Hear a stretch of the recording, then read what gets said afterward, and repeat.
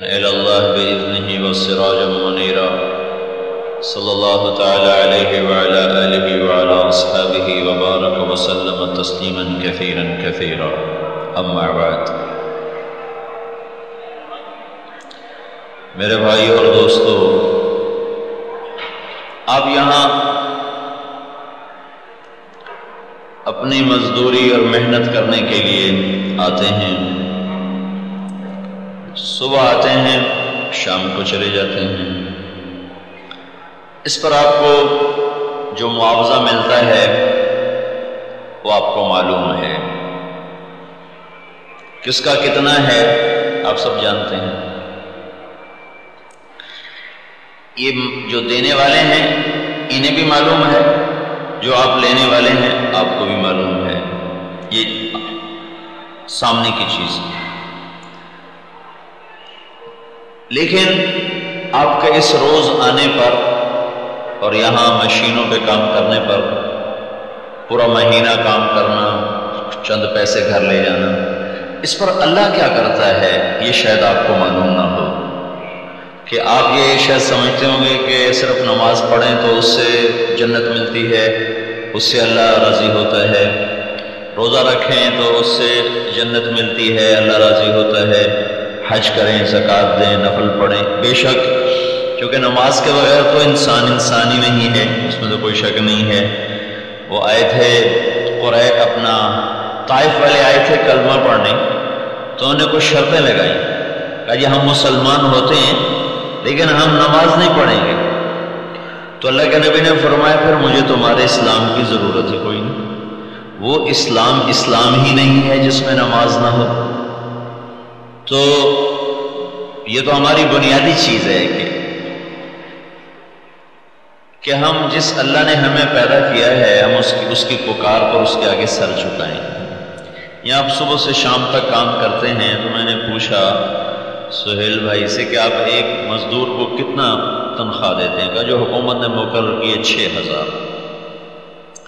صبح سے شام تک محنت کر کے پورے مہینے خون پسینے کے بعد 6000 کے بعد یہ اتنا حق جتلاتے ہیں کہ یہ کام کیوں نہیں کیا، یہ کیوں نہیں کیا، یہ ایسے کرنا تھا، یہ ایسے کرنا تھا، اس میں یہ کمی ہے، اس میں یہ کمی ہے، اور اس کے پیچھے معاوضہ ہے 6000۔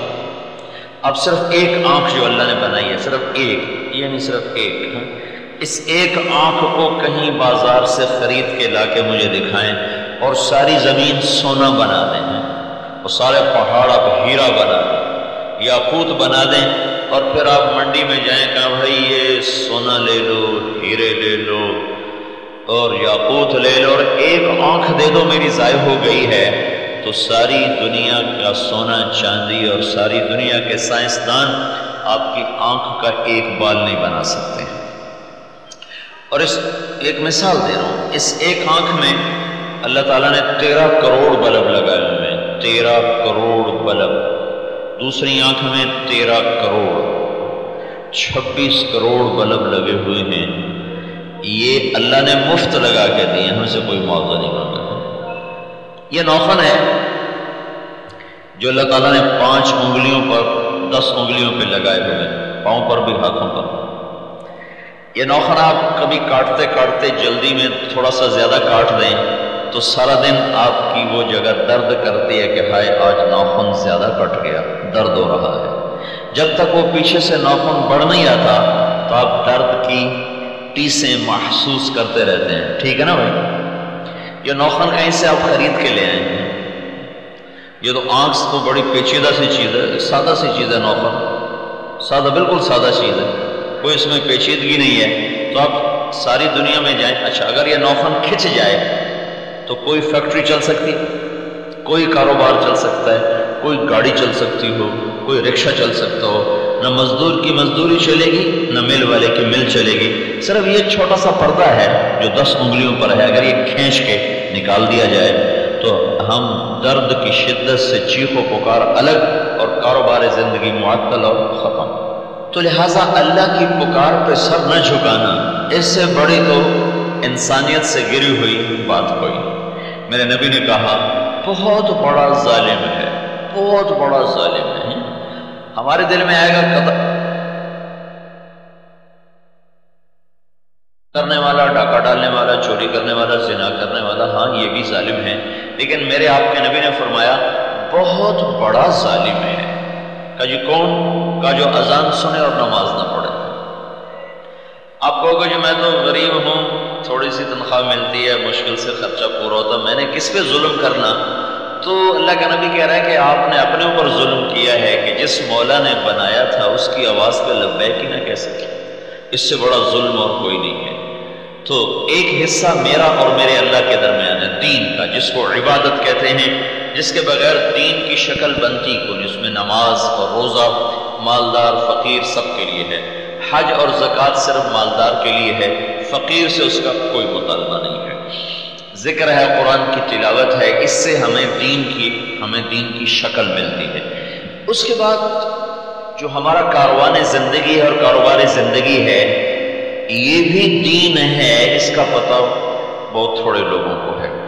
تو اب جب آپ صبح گھر سے نکلتے ہیں، روزانہ آنا کوئی آسان کام ہے، اور سب اکثر آپ نوجوان، بالکل نوجوان بیٹھے ہوئے ہیں، تو کئی جذبات آپ کے مرے نہیں، کہیں دفن نہیں ہوئے، احساسات، جذبات، خواہشات اندر ہیں، لیکن ایک پہیا ہے زندگی کا جو اس بے رحمی سے گھوم رہا ہے کہ مجھے بھی اپنے ساتھ وہ گھما رہا ہے۔ تو کیا یہ ایسے ہی مفت میں ہے، یا اللہ بھی اس پہ کچھ کرنے والا ہے؟ اللہ بھی اس پہ کچھ کرنے والا ہے۔ نماز، روزے، حج، زکوٰۃ کا تو سب کو پتہ ہے، لیکن اس پہ کیا ہوگا؟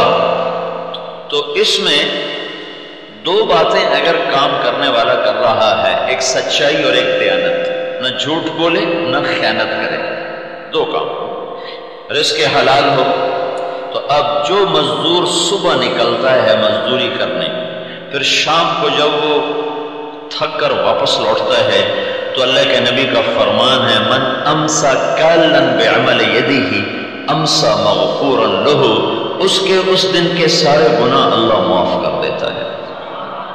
کبھی آپ نے سوچا کہ جب آپ شام کو یہاں سے تھک کے نکلتے ہیں تو آپ کے آج کے سارے گناہ معاف، یہ آپ کی اس مزدوری کا صلہ اللہ دے رہا ہے۔ یہ کیا دے رہے ہیں؟ چند ہزار، اور اللہ کیا دے رہا ہے؟ بخشش، مغفرت۔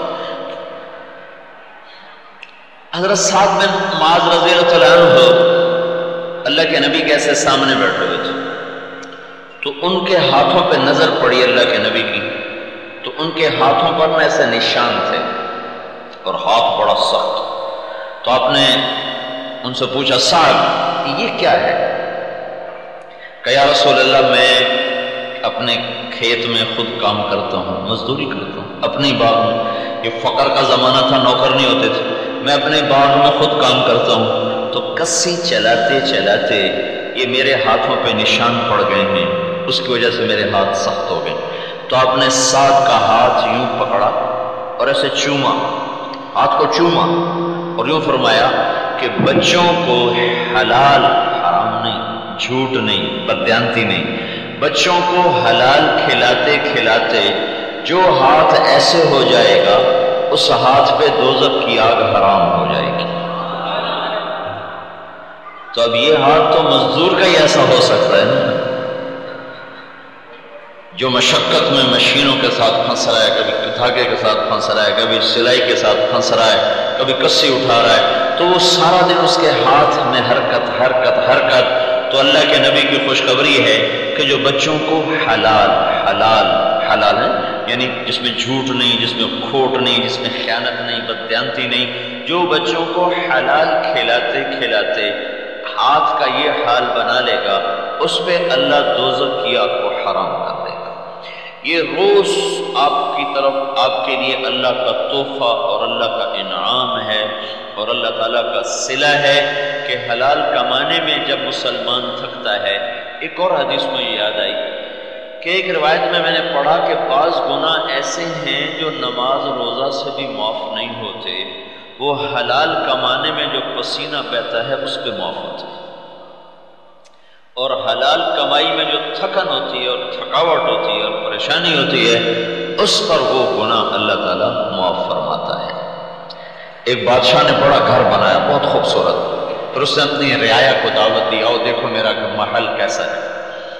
تو لوگوں نے دیکھا، اس کی بڑی تعریف کی، تو بہت عالیشان ہے، دو آدمی چپ بیٹھے رہے، وہ کچھ نہیں بولے۔ بادشاہ نے کہا تم نہیں بولے؟ وہ کہنے لگے ہماری رائے تھوڑی مختلف ہے۔ کہا کیا؟ کہنے لگے باقی تو ٹھیک ہے، یہ گھر بہت عالیشان ہے، لیکن اس میں دو عیب ہیں، دو عیب، وہ نکل جائیں تو پھر ہر شے مکمل ہے۔ بادشاہ نے پوچھا کیا ہے؟ کہ ایک عیب تو یہ ہے کہ اس گھر کا بنانے والا ایک دن مر جائے گا اور یہ گھر چھوڑ جائے گا، اور دوسرا عیب یہ ہے کہ یہ گھر ایک دن اجڑ جائے گا، مٹ جائے گا، باقی ٹھیک ہے۔ تو بادشاہ نے کہا باقی پھر ٹھیک رہے گی کیا؟ جھاڑو ہی پھیر دیا تم نے، پیچھے کیا رہے گا؟ تو وہ کہنے لگا کوئی گھر ایسا ہے جس کا مالک مرتا نہ ہو اور وہ گھر اجڑتا نہ ہو، کہاں ہے؟ کہ وہ کدھر ہے؟ کہ اس کے لیے بھی مرنا پڑتا ہے، وہ یہاں نہیں ہے، وہ موت کے بعد ہے، وہ جنت ہے۔ تو آرام اور چین اور سکھ کی زندگی کے لیے اللہ نے ایک ٹھکانہ بنایا ہے جس کا نام اس نے جنت رکھا ہے، اور نافرمانوں کے لیے ایک ٹھکانہ بنایا ہے جس کا نام اس نے جہنم رکھا ہے۔ وہ بھڑکتی آگ ہے، وہ مہکتا چمن اور گلستان ہے، جہاں اللہ آپ کی ہر خواہش کو اعلیٰ پیمانے پر پورا کرنے والا ہے، جس کو کوئی نہ سوچ سکتا ہے، نہ تصور کر سکتا ہے۔ اس عالی شان جنت کو اللہ نے مٹی سے نہیں بنایا، پتھر سے نہیں بنایا، لوہے سے نہیں بنایا۔ اس جنت کو اللہ تعالیٰ نے سونے چاندی اور گارے مٹی سے بنایا، سونے چاندی اور مشک عنبر اور زعفران کافور سے بنایا ہے، اور اس کے جو گھر ہیں وہ موتی یاقوت زمرد کے۔ اس میں ایک اللہ نے جنت بنائی ہے جس کا نام ہے جنت الفردوس۔ فردوس اللہ کے VIPs کی جنت ہے، اور عجب بات ہے کہ قیامت میں اللہ کے سارے VIP میں کوئی 99% غریب لوگ ہوں گے اور کوئی 100 میں ایک مالدار ہوگا، اور 99 میں 99 غریب لوگ اللہ کے VIP ہوں گے۔ ایک صحابی نے پوچھا یا رسول اللہ قیامت کے دن آپ کو کہاں ڈھونڈیں؟ تو آپ نے کہا میری امت کے غریبوں میں ڈھونڈنا، میں ان کے ساتھ کھڑا ہوں، مالداروں کے ساتھ نہیں ہوگا، غریبوں کے ساتھ۔ اور ہمارے نبی نے غربت کا وہ معیار قائم کیا کہ میں پوری دنیا پھرا ہوں، میں نے کوئی غریب ایسا نہیں دیکھا جو اللہ کے نبی کے درجے کی غربت گزار کے دنیا سے گیا ہو یا گزار رہا ہو، کہ ہمارے نبی پر 4 دن گزر جاتے تھے، ایک لقمہ منہ میں نہیں جاتا تھا، ایک لقمہ۔ آپ باغ میں داخل ہوئے تو کھجوریں تھی، گری پڑی، تو آپ کھجور اٹھا کے کھانے لگے، اور آپ کے ساتھ ایک صحابی ہیں عبداللہ بن عمر، تو آپ نے ان سے کہا عبداللہ تو نہیں کھاتا؟ کہ یا رسول اللہ مجھے بھوک نہیں۔ تو آپ نے فرمایا عبداللہ مجھے بھوک لگی ہے، آج 4تھا دن ہے میں نے کچھ نہیں کھایا، 4تھا دن۔ تو پوری دنیا میں نے کوئی ایسا غریب نہیں دیکھا جو 4 دن کھانا نہ کھاتا ہو، جس کے گھر میں 4 دن چولہا نہ جلتا ہو، ایسا غریب دنیا میں کوئی نہیں دیکھا۔ اور 2 مہینے گزر جاتے تھے اللہ کے نبی کے گھر میں چولہا نہیں چلتا تھا، اور فاقے سے رہتے تھے، اور پانی اور کھجور کھانا تھا۔ اور بعض اوقات ایسی نوبت آ جاتی تھی بھوک کی وجہ سے کہ آپ کی عادت نہیں تھی کہ جس گھر میں ہوتے تھے نا، آپ کی 9 بیویاں تھیں جن کے ساتھ آپ رہ رہے تھے، جس گھر میں ہوتے تھے وہیں کھانا کھاتے تھے، مل گیا ورنہ روزہ رکھ لیتے تھے۔ بعض اوقات ایسا ہوتا تھا کہ بھوک کی شدت میں آپ سارے گھروں میں پتہ کرواتے کہ پتہ کرو دوسری بیوی کے گھر میں کچھ مل جائے، تو کسی بیوی کے گھر سے ایک لقمہ نہیں ملتا تھا۔ اور یہ فقیری آپ کی اختیاری تھی، کوئی زبردستی نہیں تھی کہ ملا نہیں۔ ایک اسرافیل آیا اور آپ کے سامنے ایسے تھال رکھ کر کہا یا رسول اللہ یہ ساری دنیا کے خزانوں کی چابیاں ہیں، اگر آپ فرمائیں تو اللہ آپ کے لیے ساری دنیا کے پہاڑ سونا چاندی بنا دے گا، آپ کیا چاہتے ہیں، بادشاہت یا فقیری؟ کہا میں فقیری چاہتا ہوں، میں بادشاہت نہیں چاہتا۔ پھر آپ نے فرمایا جب میں جنت میں جاؤں گا تو سب سے پہلے میں جنت میں داخل ہوں، اور میری سواری کی لگام بلال کے ہاتھ میں ہوگی جو پکڑ کے میرے ساتھ داخل ہوگا، اور میرے دائیں بائیں میرے ساتھ میری امت کے غریب لوگ ہوں گے، مالدار بعد میں آئیں گے، اور غریب لوگ 500 سال پہلے جنت میں چلے جائیں گے، 500 سال جنت میں پہلے چلے جائیں گے، مالدار لوگ بعد میں داخل ہوں گے، اور میں تھوڑے مالدار ہوں گے جو جنت میں جانے والے ہوں گے، کیونکہ مال کی کثرت انسان کو بہت سی مصیبتوں میں پھنسا دیتی ہے اور بہت سی نافرمانیوں میں پھنسا دیتی ہے۔ حشر کے میدان میں کچھ لوگوں سے اللہ فرشتوں سے کہے گا حساب لو، وہ آئیں گے ان کے پاس کہ بھائی حساب دو، وہ کہیں گے کس بات کا؟ کہا جو اللہ نے دیا تھا، کہا ہمیں تو دیا ہی کچھ نہیں تھا، حساب کیا دیا؟ تو فرشتے آ کر اللہ سے کہیں گے یا اللہ وہ یوں کہہ رہے ہیں نا حساب کس بات کا لیتا ہے، ہمارے پاس تھا کا جس کا حساب لیتا ہے. تو اللہ تعالیٰ ان کو بلائے گا، ہاں بھائی میرے بندو کیا مسئلہ ہے؟ کہیں گے یا اللہ یہ تیرے فرشتے آئے تھے حساب لینے، تو ہم نے کہا ہمیں تو کچھ دیا نہیں تھا، مال تو غیروں کو دیا، ہم تو اپنے ترس ترس کے گزار گئے. تو اس پر اللہ تعالیٰ فرمائے گا اما انی لم اسو عنکم الدنیا لحوان بکم علیہ. میرے بندو مجھے پتا تھا، میں نے تمہیں دنیا نہیں دی، اس لیے نہیں کہ میرے پاس تھوڑی تھی، اس لیے نہیں کہ میں تم سے غافل تھا، اس لیے نہیں کہ تمہارا درجہ کوئی میری نظروں میں چھوٹا تھا. میں آج تمہیں مالداروں سے بڑے دنیا جنت والوں سے میں عالی شان درجات دینا چاہتا تھا، اس لیے میں تمہیں دنیا سے بچا بچا کے رکھتا چلا آیا. آج ساری جنت تمہاری ہے، جدھر قدم رکھو گے تمہاری ملک ہے، تمہارے حوالے ہے. تو وہ جو اوپر کی جنت الفردوس ہے جہاں ایک مقام ہے، جو جنتیں ہیں نا، جیسے اب آپ ٹاپ فلور پر ہیں تو اس کے جو نیچے فلور ہیں تو اس کو جنت الفردوس سمجھو، باقی نیچے کی دوسری جنتیں. جو ٹاپ فلور جنت الفردوس ہے وہ اللہ نے فرشتوں سے نہیں بنوائی، خود اپنے ہاتھوں سے بنائی، خود اپنے ہاتھوں سے بنائی. نیچے والی جنت فرشتوں سے، امر کون سے. جنت الفردوس کو اپنے ہاتھوں سے بنایا ہے. اس میں جس دن بنایا، ایک تو جب ہاتھوں سے بنی تو کمال ہو گیا، پھر جس دن اللہ نے بنایا تھا اس دن سے لے کر آج تک اور آج سے لے کر قیامت تک اللہ اس کو روزانہ دن میں 5 دفعہ خوبصورت، پہلے سے زیادہ خوبصورت بنا دیتا ہے. ہر دفعہ وہ 5 دفعہ پہلے سے زیادہ خوبصورت ہو جاتی ہے. اس جنت الفردوس میں ایک عالی شان مقام ہے اس کے اندر. تو اللہ کے نبی نے فرمایا اس جنت میں 3 آدمی جا سکتے ہیں. چوتھا کون کا؟ ایک وہ جس کو اللہ نے حکومت دی اور اس نے عدل کیا، ظلم نہ کیا. رزق دیا، طاقت دی، اس نے عدل کیا، ظلم نہ کیا. مالداروں کے لیے بھی راستہ دیا ہے، میرا نبی مالداروں کا بھی نبی تھا، غریبوں کا بھی تھا. اور فرمایا دوسرا وہ جس کے ساتھ رشتہ دار برا سلوک کرتے تھے اور وہ اس کے باوجود ان سے اچھا سلوک کرتا رہا. یہ بڑا اوکھا چیپٹر ہے کیونکہ ایک دم بدلے کا ذہن بنتا ہے. اس نے ہمیں یوں کہا، ہم کیوں نہ کریں، اس نے یہ کیا، ہم کیوں نہ کریں.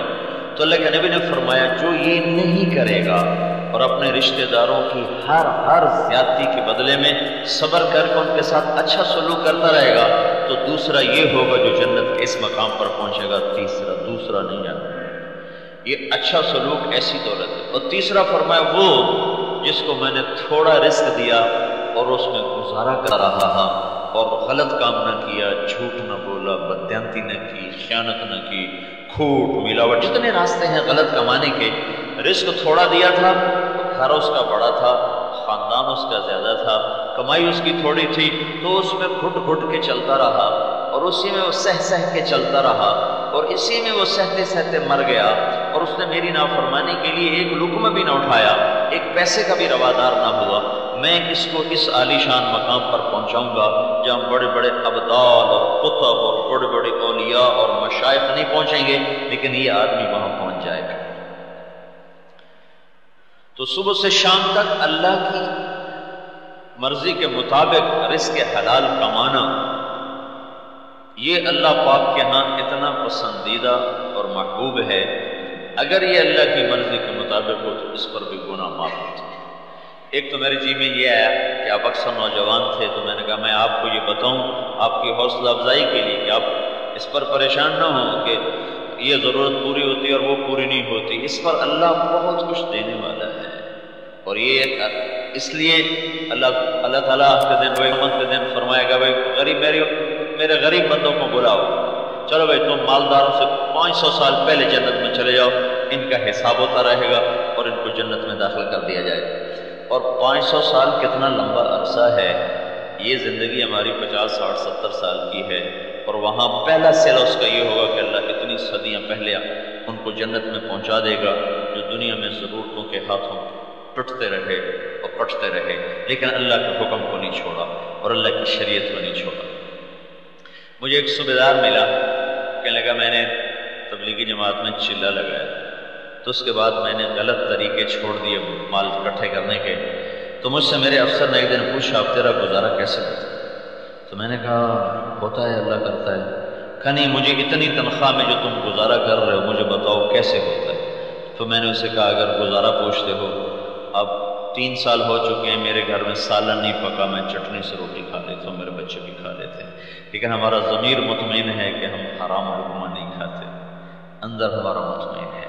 یہ وہ آدمی ہے جو جنت کے اس درجے پر جائے گا جس پر بڑے بڑے ولی اللہ بھی نہیں جا سکے، جن کو یہاں آپ دیکھو حضرت اور پیر اور فقیر یہ آپ کے قدموں کی خاک کو بھی نہیں چھو سکیں گے اگر آپ اس طرح حلال محنت میں، حلال کمائی میں تھکتے رہے اور نافرمانی نہ کی، تو آپ کا یہ روز کا آنا آپ کی جنت کا راستہ ہے، جنت کا راستہ ہے۔ آپس میں محبت سے رہنا، کسی کو گالی نہ دے، کسی کا حق نہ مارے، کسی پر زیادتی نہ کرے، جس کا کام کر رہا اس کے ساتھ بددیانتی نہ کرے، آپس میں پیار محبت ہو، تو یہ صرف اتنا آپ کا جو کام ہے یہ آپ کو جنت کے وہ مقام نصیب فرمائے گا جو بڑے بڑے تہجد پڑھنے والے اور روزے رکھنے والے اور بڑی بڑی پگڑیاں باندھنے والے وہ اس مقام پہ نہیں پہنچیں گے جو آپ لوگ پہنچ جائیں، بشرط ہے کہ اس کے ساتھ فرض پورے ہوں، نماز پوری ہو، روزہ ہو، اللہ تعالیٰ نے جو فرائض ہمارے ذمے لگائے ہیں وہ اس کے ساتھ پورے ہوں، تو پھر اللہ کے فضل سے آپ کی یہ کمائی آپ کی جنت کا راستہ ہے۔ دوسری بات آپ سے یہ کرنی تھی کہ آپ یہاں لباس تیار کرتے ہیں، لباس آپ معاشرے کے انتہائی محسن ترین افراد، لباس ایک ایسی ضرورت ہے یہ نہ ہو تو آدمی مرتا تو نہیں، لیکن یہ نہ ہو تو زندگی کا پہیہ رک جائے گا، کاروان زندگی رک جائے گا۔ روٹی پانی نہ ہو تو آدمی مرتا ہے، اور لباس نہ ہو تو زندگی جام ہو جائے گی، ایک قدم آگے نہیں سرک سکتی۔ پوری دنیا میں یورپ میں آزادی ہے، کپڑے اتار دیے، ننگے ہو گئے، لیکن وہ بھی بازاروں کو، گھروں کو اور نظام کو کپڑوں میں لے کے چلتے ہیں، ننگے ہو کے نہیں۔ ننگا ہونا انسانیت کا سب سے بڑا عیب ہے اور ہے۔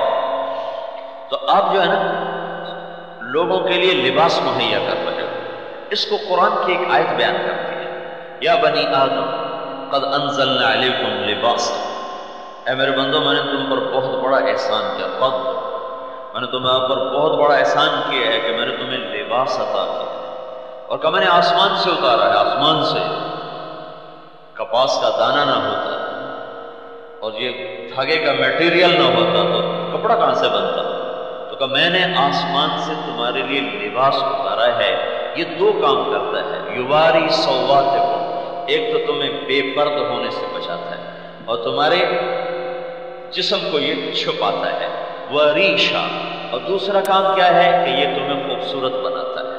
ساری خوبصورتی لباس میں ہے، ننگے ہونے میں کوئی حسن نہیں ہے، مرد ہو یا عورت۔ جدہ میں ایک ڈریس ڈیزائنر ہے، وہ جتنے یہ رائل فیملیز ہیں، سعودیہ کی، قطر کی، امارات کی، کویت کی، اور جب عراق تھا اس وقت، ان سب کی خواتین کے لباس وہ تیار کرتا تھا۔ اللہ نے اس کو تبلیغ میں لگا دیا، بڑی اس میں تبدیلی آئی۔ تو میں پچھلے حج میں نا اس کے گھر گیا ہوا تھا، تو اس نے مجھے رسالہ اٹھا کے دکھایا کہ وہ فیشن شو ہوا تھا پیرس میں فیشن شو ہوا تھا، ساری دنیا کی پارٹیز میں یہ اول آیا تھا، اول۔ تو اس نے مجھے وہ فوٹوز دکھائے، تو اس کے جتنے وہ لباس تھے اور وہ جو فیشن شو میں شامل ہونے میں لڑکیاں، سارا جسم ڈھکا ہوا، صرف ہاتھ اور پاؤں ننگے تھے، باقی سارا جسم ڈھکا ہوا تھا، اور باقی جتنے وہ آئے ہوئے تھے پیٹ ننگا، کمر ننگی، سینہ ننگا، ٹانگیں ننگی، بازو ننگے، اس قسم کے لباس تھے۔ اور اس کے جتنے اس میں ڈیزائن آئے لباس کا، اس کو وہ چلی لڑکیاں اس کو پہن کر، وہ صرف چہرہ اور ہاتھ اور پاؤں ننگے، باقی سارا وجود ڈھکا ہوا۔ تو یورپ کی ننگی قوم نے اس کو اول انعام دیا تھا کہ انسان کی خوبصورتی ننگے ہونے میں نہیں ہے، لباس میں۔ اور جو ننگے رہنے کی دعوت دے رہے ہیں انہوں نے ان کو فرسٹ قرار دیا اور اس کو پرائز دیا اور اس کو ٹرافی دی گئی، یہ جدے والا فرسٹ آیا کہ انسان کی زینت ننگے ہونے میں نہیں ہے، کپڑے میں۔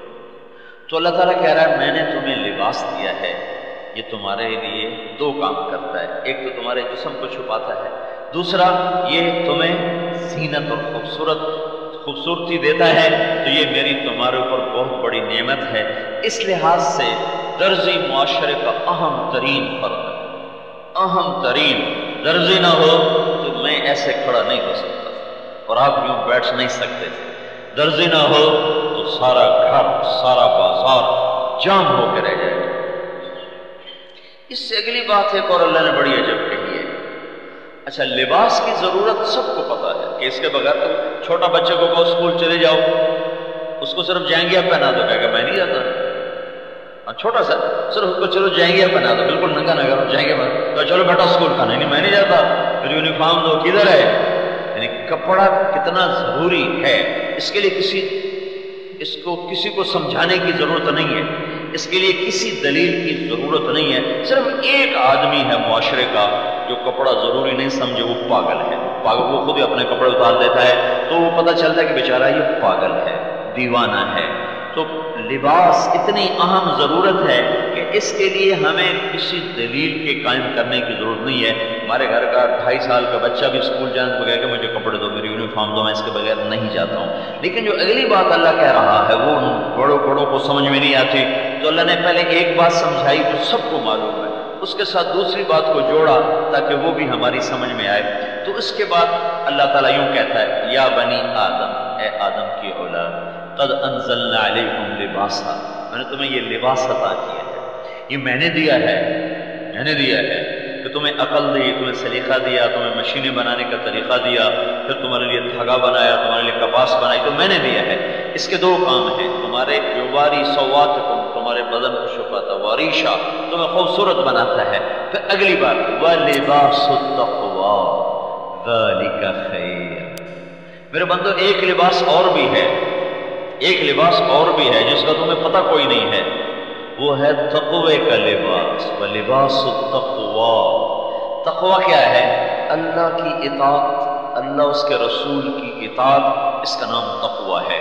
تو اللہ تعالیٰ نے کہا میرے بندو ایک لباس اور ہے، وَلِبَاسُ التَّقْوَىٰ ذَلِكَ خَيْرٌ، وہ بڑا عالی شان لباس ہے، وہ بہت بہترین لباس ہے۔ تو وہ کون پہنے گا؟ 2 لباس قرآن نے ذکر کیے، ایک دھاگے کا بنا ہوا اور ایک ایمان کا بنا ہوا۔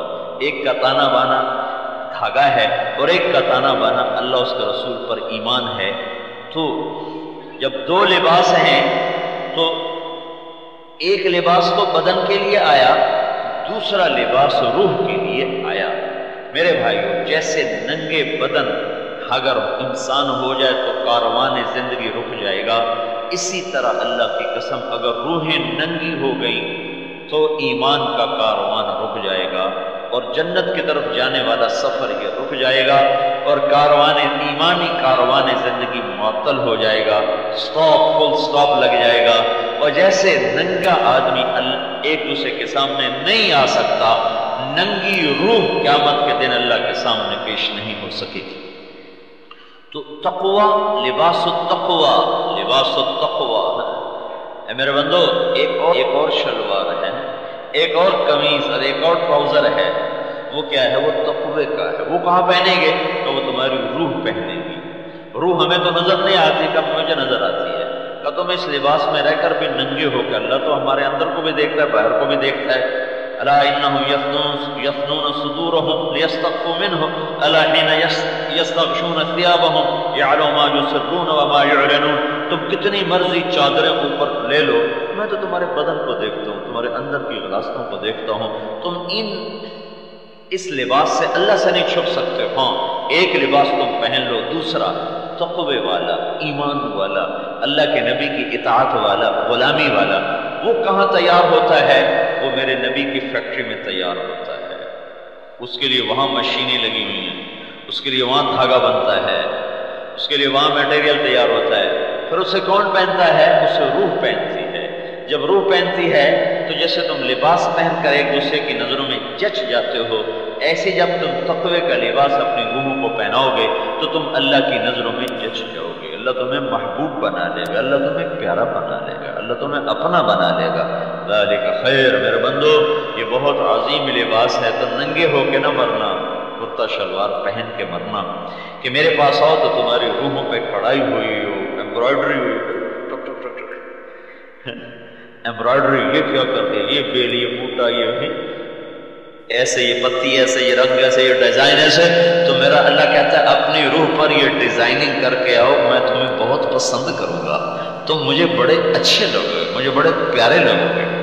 تو وہ جو ڈیزائننگ ہے اور جو ایمبرائڈری ہے وہ حضرت محمد صلی اللہ علیہ وسلم کی پاک زندگی ہے اور پاک طریقہ ہے. جو اس کے مطابق ڈھل جائے گا بس وہ اس کو سمجھو اس پر لباس آ گیا، اس پر اللہ تعالیٰ اس کی طرف دیکھے گا تو اللہ خوش ہو جائے گا، اس نے میرے نبی کا طریقہ اپنا لیا، میرے نبی کے سانچے میں ڈھل گیا. تو میرے عزیزو وہ لباس جو میرے اللہ نے دیکھ کر مجھے پاس کرنا ہے وہ یہ نہیں، وہ ہے جو میرے نبی کی فیکٹری میں تیار ہوتا ہے، جس کا نام تقویٰ ہے، اور وہ روح پہنتی ہے. جب وہ روح لباس پہنتی ہے تو پھر وہ باپرد ہو کر اللہ کے دربار میں پیش ہو سکتی ہے، جس سے ننگے انسان کو بازار میں، دفتر میں، گھر میں بیٹھنے آنے کی اجازت نہیں ہے. ننگی روح کو اللہ کے دربار میں پیش ہونے کی اجازت نہیں ہے، اس کو وہیں سے دھکا دے کے جہنم میں ڈال دیا جائے گا. تو میری آپ سے گزارش ہے کہ یہ لباس بھی پہننا ہے، یہ بھی پہننا ہے. یہ حضرت محمد صلی اللہ علیہ وسلم کی پاک زندگی کا لباس ہے. یہ جو تبلیغ کا کام ہو رہا ہے یہ اس لباس کی تیاری ہے. جو تبلیغ میں جاؤ بھائی، ہم کہتے ہیں نکلو بھائی، یہ اسی کی تیاری ہے کہ ہم اللہ کے محبوب کی پاک زندگی کو اپنی زندگی بنائیں اور ہمارا سانچہ اس میں ڈھلے. تو جب ہمارے کپڑے اترے اور کفن اترے، قبر میں جا کر کفن تو لوگوں سے ہوتا ہے نا چھپا ہوا، قبر میں تو کفن اتر جاتا ہے. کیسے اتر جاتا ہے؟ ختم ہو جاتا ہے، ریزہ ہو جاتا ہے، سارا وجود بھی ختم ہو جاتا ہے، مٹی ہو جاتا ہے. اس میں سے ایک اور وجود نکلتا ہے. ایک طارق جمیل آپ کو نظر آ رہا ہے، یہ تو مٹی کا ڈھیر ہے. اس میں سے جب اصل نکل جائے گا تو یہ مٹی کا ڈھیر ہے، یہ مٹی ہو جائے گا. یہ کرتا اگر میں اتار دوں جسم سے اور دوسرا پہن لوں تو یہ پھٹے یا دھلے مجھے کوئی فرق نہیں پڑتا. پریس استری کیا جائے ویسے پھینک دیا جائے مجھے کوئی فرق نہیں پڑتا ہے. تو جب اس کرتے اور شلوار میں سے روح نکلتی ہے، جسم سے جب روح نکلتی ہے تو جسم ایک کرتے کی طرح ہے، کٹے پھٹے جلے، نکلنے والے کو کوئی پرواہ نہیں. اب جب یہ نکل رہی ہے نا روح، تو اس کو نکلتے ہوئے کرتا بھی چاہیے، شلوار بھی چاہیے، ورنہ ننگی کیسے نکلے. تو اس کو نکلتے ہوئے اب اس نے سب سے بڑے دربار میں جانا، سب سے بڑے دربار، کسی بڑے افسر سے ملنا ہو، اب ویسٹ کوٹ ایسی نہیں چاہیے، جوتا ایسا ہونا چاہیے اور کرتا ایسا ہونا چاہیے، بیچ میں پھول بھی لگا ہو، کھبے سجے بھی نہ ہوئے، ہپ کو جگہ تے کھڑوتا ہوئے ہیں. تو اب تم نے اللہ کے دربار میں جانا ہے، تو اللہ کے دربار میں جانے کے لیے اب تمہاری روح نے جسم کو چھوڑا، تو اسے اگر ننگا بھیج دیا تو اللہ کا دربار نہیں کھلے گا اور وہیں سے اسے اٹھا کے جہنم میں ڈال دیا جائے گا. اور اگر اس کو آپ نے کرتا پہنا دیا، شلوار پہنا دی، اسے مزین کر دیا اپنے حبیب، اپنے محبوب صلی اللہ تعالی علیہ وسلم کے پاکیزہ لباس سے جس کا نام تقویٰ ہے، تو آپ کو فرشتے بھی ہاتھوں ہاتھ لیں گے. پہلے آسمان والے استقبال کریں گے، دوسرے تیسرے چوتھے، ہر طرف آپ کے لیے مبارک مبارک کی صدا ہوگی، یہاں تک کہ روح جا کر اللہ کے عرش پہ سجدہ کرے گی اور اللہ کہے گا میرے بندے میں تم سے راضی ہوں، جا تو بھی مجھ سے راضی ہو جا اور انتظار کر، دن آئے گا جب میں تیرے لیے جنت کے دروازے کھول دوں گا، ابھی مزے کر، تیرے لیے نہ کوئی پابندی ہے. تو یہ جو تقوی والا لباس ہے، کرتا شلوار ہے، ٹراؤزر اور قمیص ہے، یہ تبلیغ میں تیار ہو رہا ہے، تبلیغ میں. تو میں آپ سب بھائیوں سے گزارش کروں گا کہ آپ اس کے لیے وقت نکالیں اور 3 دن کے لیے اللہ کی راہوں میں نکلنا شروع کریں. پھر جب آپ کو ہمت ہو جائے تو 40 دن کے لیے نکلنا، 4 مہینے کے لیے نکلنا، لیکن 3 دن کا جانا نہ چھوڑو. 3 دن تبلیغ میں جاؤ تو آپ کا تانا بانا بننا شروع ہو جائے گا اور آپ کا لباس تیار ہو جائے گا. اور اپنی روزمرہ زندگی میں ایک نماز نہ چھوڑیں، ذکر و تلاوت نہ چھوڑیں، زبان سے کسی کو گالی نہ دیں، کسی کی برائی نہ بیان کریں، کسی کی برائی نہ سنیں، اور یہاں کام کے دوران دیانتداری سے کام کریں. حلال رزق کبھی ضائع نہیں ہوتا اور حرام رزق کبھی محفوظ نہیں رہتا. حلال کمانے والوں کے گھر میں کبھی خزاں نہیں آتی اور حرام کھانے والوں کے گھر میں کبھی خوشی اور بہار نہیں آتی. یہی میرے رب کا فیصلہ ہے اور اسی کے ہاتھ میں کائنات کی بادشاہی ہے. یہ ایک غلط ذہن ہے کہ پیسہ آئے گا تو ہم خوشحال ہو جائیں گے. اللہ کی قسم یہ بہت بڑا جھوٹ ہے. اللہ راضی ہوگا تو ہم خوشحال ہو جائیں گے. تو آپ سارے بھائی اس کی نیت کرو اپنے آپ کو اس کے لیے تیار کرو کہ ہم نے ایک اور لباس بھی پہننا ہے کہ جب ہم اللہ کے دربار میں جا رہے ہو تو ہم فٹ فاٹ ہو، ویسٹ کوٹ بھی ہو، کرتا بھی ہو، شلوار بھی ہو، پریس بھی ہوا ہو، خوشبو بھی لگی ہوئی ہو، تو اللہ بھی کہے گا بابا بڑا اچھا بندہ آ گیا میرا، بڑا اچھا بندہ آ گیا، چلو اس کو فل پروٹوکول دو۔ تو اس کی سارے بھائی نیت کرو، ارادہ کرو، ٹھیک ہے نا؟ تو انشاءاللہ تبلیغ میں وقت لگاؤ گے نا؟ اور یہاں فیکٹری کی پابندی سے نماز نہ پڑھو، اللہ کا حکم سمجھ کے نماز پڑھو، اور ان کے اوپر جو تمہارے باسز ہیں ان کی چیک بیلنس سے دیانتداری سے کام نہ کرو، اللہ کا کو اپنے سامنے حاضر ناظر رکھ کے دیانتداری سے کام کرو۔ تو میں نے آپ کو کتنے فضائل سنائے ہیں کہ اگر آپ شام کو جب گھر لوٹیں گے تو آپ کے گناہ معاف ہوں گے اور آپ کے کھاتے کھلے ہوں گے کہ اللہ آپ کو معاف کر چکا ہو، ٹھیک ہے نا بھائی؟ اللهم لك الحمد كما أنت أهله، فصل على محمد كما أنت أهله، وافعل بنا ما أنت أهله، إنك أهل التقوى وأهل المغفرة۔ ربنا آتنا في الدنيا حسنة وفي الآخرة حسنة وقنا عذاب النار۔ اللهم وفقنا لما تحب وترضى واجعل آخرتنا خيرا من الأولى۔ یا اللہ ان سب بھائیوں کو قبول فرما، ہم سب کو قبول فرما، ان کی محنت، ان کی زندگی میں برکت عطا فرما، انہیں کشادگیاں عطا فرما، ان کی روحوں کو بھی مزین فرما، ان کے جسموں کو بھی مزین فرما، دنیا بھی آسان فرما اور آخرت بھی آسان فرما۔ یا اللہ اس رزق کے حلال کمانے والا بنا، صحیح محنت کرنے والا بنا، اور زندگی یا اللہ ایسی گزروا دے کہ تو راضی ہو جائے، تو راضی ہو جائے۔ جو کام تجھے ناپسند ہیں تو نے روکا ہے وہ ہمیں چھوڑنے کی توفیق دے دے، جو تجھے پسند ہیں اور تو نے ان کے کرنے کا کہا ہے ان کے کرنے کی توفیق دے دے۔ ان کے مال جان عزت آبرو میں برکت دے دے، دنیا اور آخرت کی ہر خیر عطا فرما، اور دنیا اور آخرت کے ہر شر سے محفوظ فرما۔ جن کے گھروں میں کوئی بیماریاں ہیں شفا عطا فرما، تنگ دستیاں اور قرضے ہیں تو دور فرما، کوئی آپس کی لڑائیاں اور جھگڑے ہیں تو انہیں صلح میں تبدیل فرما، کوئی بے برکتی ہے تو اسے برکت میں تبدیل فرما۔ یا اللہ کوئی چھپی ہوئی حاجات ہیں جو صرف تجھے سنا سکتے ہیں اور کسی کو بھی نہیں بتا سکتے، سنا سکتے، تو میرے مولا اپنے غیب سے ان کی وہ حاجات اپنے خزانوں سے پوری فرما، اپنے خزانوں کے دروازے ان کے لیے کھول دے، اپنی رحمت کے دروازے ان کے لیے کھول دے، اپنی مادی نعمتیں روحانی نعمتیں دونوں کے خزانے ان بھائیوں کے لیے کھول دے، اور ہم سب سے راضی ہو جا، اور ہمیں جنت الفردوس میں سب کو اکٹھا فرما۔ وَنَسْأَلُكَ خَيْرَ الدُّنْيَا وَالْآخِرَةِ يَا أَرْحَمَ الرَّاحِمِينَ۔